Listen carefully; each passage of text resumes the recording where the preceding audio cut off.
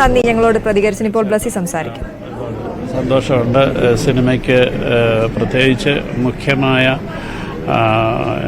സംവിധാനം, അഭിനയം, തിരക്കഥ, ക്യാമറ, സൗണ്ട്, ഇങ്ങനെയുള്ള മുഖ്യമായ മേക്കപ്പ്, ഇങ്ങനെയൊക്കെയുള്ള അവാർഡുകൾ സിനിമയ്ക്ക് ലഭിച്ചു എന്ന് അറിയുന്നതിൽ ഒരുപാട് സന്തോഷമുണ്ട്.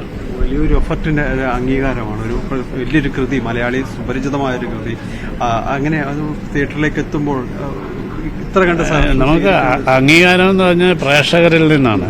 ഈ സിനിമയുടെ ഏറ്റവും മികച്ച അംഗീകാരവും അവാർഡും എല്ലാം ഈ ലോകമെമ്പാടുമുള്ള മലയാളികൾ മാത്രമല്ല, ഈ സിനിമ കണ്ടിട്ടുള്ള സിനിമയെ ഇഷ്ടപ്പെടുന്ന ആൾക്കാരിൽ നിന്ന് നമുക്ക് ഇങ്ങനെ ലഭിച്ചുകൊണ്ടിരിക്കുകയാണ്. അപ്പം അതിൻ്റെ ഒരു മറ്റൊരു തലത്തിൽ ഒരു അക്കാഡമിയുടെ അല്ലെങ്കിൽ സർക്കാരിൻ്റെ ഒരു അംഗീകാരമായിട്ടാണ് എന്നെ കാണുന്നത്.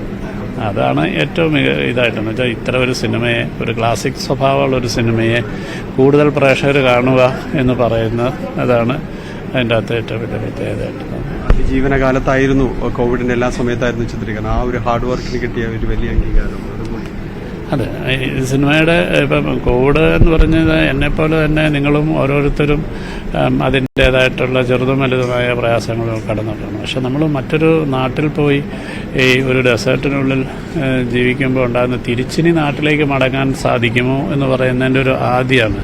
അപ്പോൾ ഇത് എൻ്റെ പ്രയാസം മാത്രമല്ല, ഞാനാണ്ട് 10-75 ആൾക്കാരുടെ പ്രയാസങ്ങളെ കൂടെ നിർത്തുക, താങ്ങി നിർത്തുക എന്ന് പറയുന്നതിൻ്റെ ഒരു വലിയൊരു എഫേർട്ടുണ്ട്. അപ്പം അത്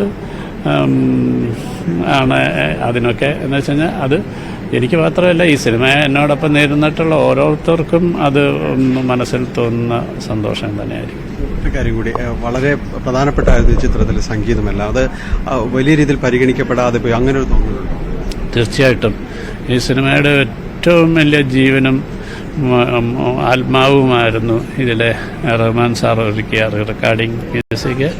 ഒപ്പം തന്നെ വളരെ വ്യത്യസ്തമായ ഏതാണ്ട് ഒരു 4 പാട്ടുകൾ, വളരെ അറബ് സോങ്ങും പലസ്തീനിയൻ സോങ്ങും മലയാളത്തിലുള്ള സോങ്ങും ഒക്കെ വളരെ മനോഹരമായിട്ട് ലോകം മുഴുവൻ ചെറിയ കുട്ടികൾ മുതൽ പാടി നടക്കുന്ന ഒരു കാര്യമാണ്. അപ്പം പ്രത്യേകിച്ച് അത്രയും വലിയൊരു ലെജൻഡിനെ കാണാതെ പോയത് എന്തുകൊണ്ടെന്ന് അറിയത്തില്ല.